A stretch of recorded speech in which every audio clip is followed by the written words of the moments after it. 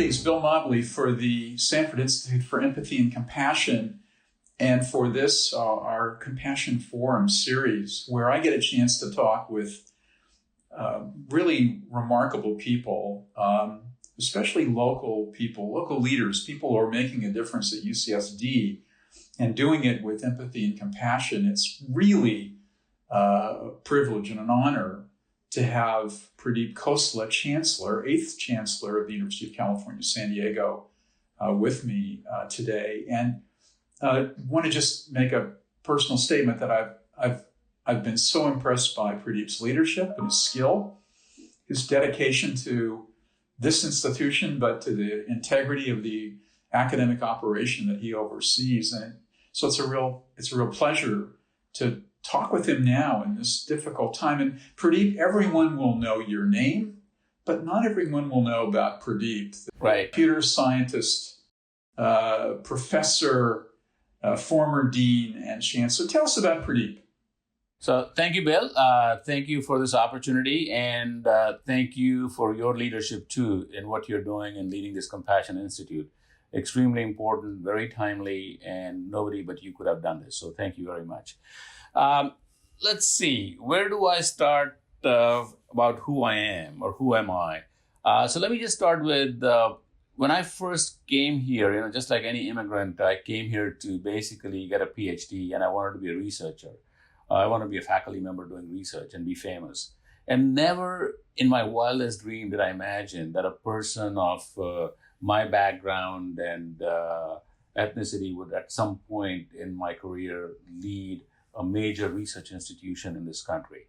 So for which I'm very thankful. So I came to Carnegie Mellon, amazingly, to do a PhD in what is called computer control of power systems, because at that time I thought in 1982, they were going to be controlled by computers and not hand controlled. I walk in and the professor says, you know what, I don't do that anymore. The information you have is in this booklet, which is like 2 years old or 3 years old. I moved on. And well, that's the beginning of the age of the internet, right? So I said, oh, okay, so what do you do? He says, I do this new thing called robotics. I said, okay, I'll do that. So at Carnegie Mellon, they had just announced a robotics institute. And I was one of the first PhDs in that area. And I think the rest is history. When I graduated, they kept me there. They didn't want me to go away. And I spent 30 years out there, going from assistant professor to dean of engineering to university professor. And then this opportunity came along, and I could not have been more fortunate. So here I am.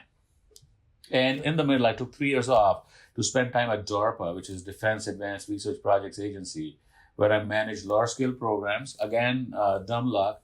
I went there in 94, right when the Mosaic browser was announced. And that led to me putting programs in internet-based collaboration and what the web was going to be and how we're going to use the web. So I was fortunate to be at the start of one more revolution, which is the creation of the web. Well, it's very important for me to make it clear to people that we were very fortunate that you came here. I know the enormous progress that's been made. Our research, for example, research funding has gone from about $950 million when you came to more than $1.4 billion now. I mean, the blossoming of our faculty and of our research, but at the same time, of our civic awareness, of our commitment to the community, these have all really flourished under your leadership. No, thank you. And this is very impressive, Bill, because I did all of that without writing a single proposal. I have not written a single proposal here, unlike when I was at Carnegie Mellon. I'm kind of being partly joking out here. It is the hard work of the faculty. The faculty write the proposals. They have the ideas. They have the vision. They have the strategy. My job is just to make sure that I'm out of their way, and other people who want to not help them are out of their way. Well, we're glad for that. You know, Pradeep, as difficult as it is to run a large organization, and as you say, get out of the way of the people who need to be allowed to be free, it's even more difficult in a time like now.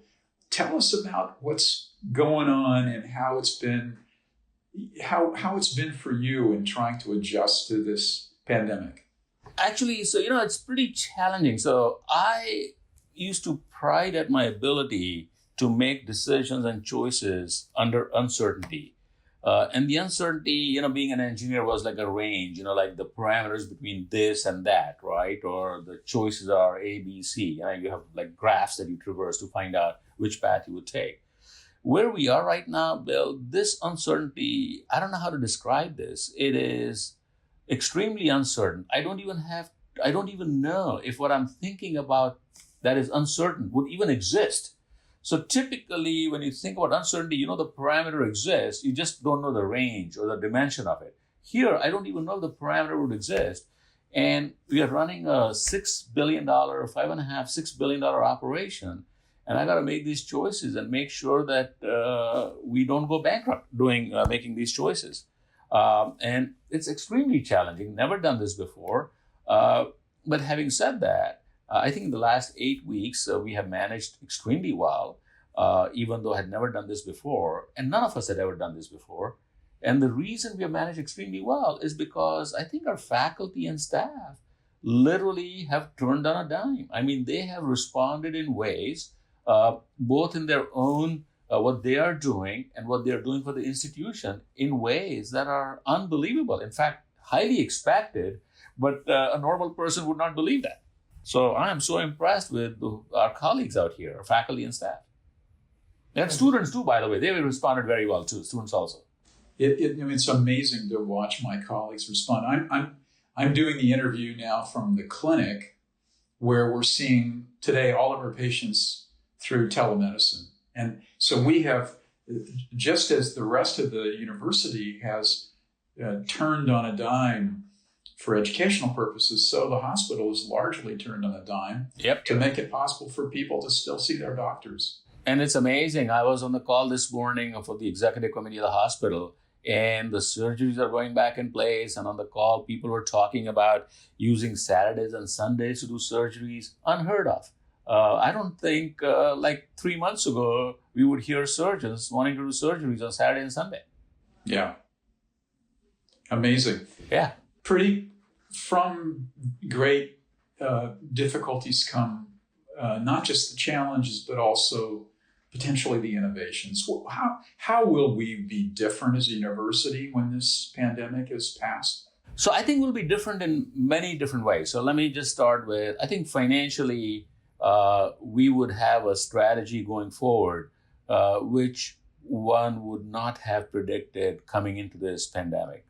So the simplest being, we all want nice offices and we all want to construct buildings for faculty, staff offices. One of the things I realized through this pandemic is as much as people hate to work at home, the efficiency, the system does not lose efficiency when some or many people work from home. So the question going forward is how do we reduce or manage our investments in constructing buildings, which are really expensive and create overhead, and really empower people to work from home, be flexible work hours, spend more time with their family, and help them define a way of life that in the past, organizations did not let them define. They wanted them to come to work from 9 to 5, right? And this ties back to your whole goal of the Compassion Institute, because this would be one way of using economics to demonstrate compassion and enable compassion within our workforce and within the management. Yeah, I mean, a work-life balance might well be benefited by more time at home. And we could go on with all the other things we're learning about ourselves. The Institute is really committed to promoting well-being, empathy, and compassion, to caring for ourselves and our faculty. Pradeep, you've shown your ability to do that, and like our other leaders, we want you to know how much we appreciate you and how much we look forward to your leadership going forward. So look, let's talk about empathy and compassion. So, if you think about the traditional role of alumni affairs, the whole idea was that we need multiple locations, alumni groups in those locations, and we need to travel to these places to bring the groups together to show that we care and to give them an opportunity to think about us.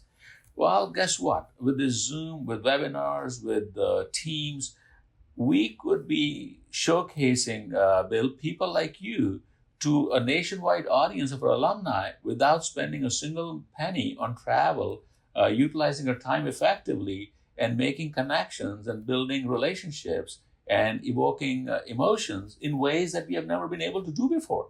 The technology existed 3 months ago, but I think we were limited in our mindset as to what was possible. And now that we've been, like I said, pushed over the cliff, we are sailing instead of falling to the ground. Yeah, yeah.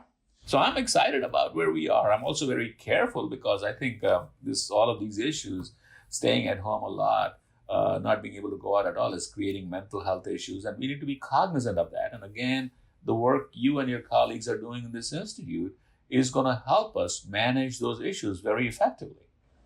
We're sure trying. And it means we need to learn how to be more effective masters of this technology and how to use it in ways that really bring people together, even though they're physically separated. So when the pandemic happened, I was pretty down and depressed. We were going to be facing a $600, $700, $800 million loss. And I was wondering what's going to happen. 2 months into the pandemic, with all the support I've gotten from the faculty and staff, I see more silver linings than I see dark clouds. And I think we need to be optimistic. And we are one of the most, not just innovative countries, but within the country, one of the most innovative universities with a powerhouse faculty, very creative. And I think we're going to come out looking very strong out of this. From your mouth to God's ear. And we thank you for being on the program, Pradeep, and we're so glad that you're here, and we're so glad we're working together with you. Thank you, Bill. And I want you to know we at UC San Diego are not just concerned about ourselves, we're concerned about our community, our city, our county, and we've been working hand in glove with them in managing this pandemic and doing everything that we can to make sure the whole community is safe. So thank you, sir, for everything you do, and appreciate this opportunity. Thanks back to you. Take care. Okay, bye.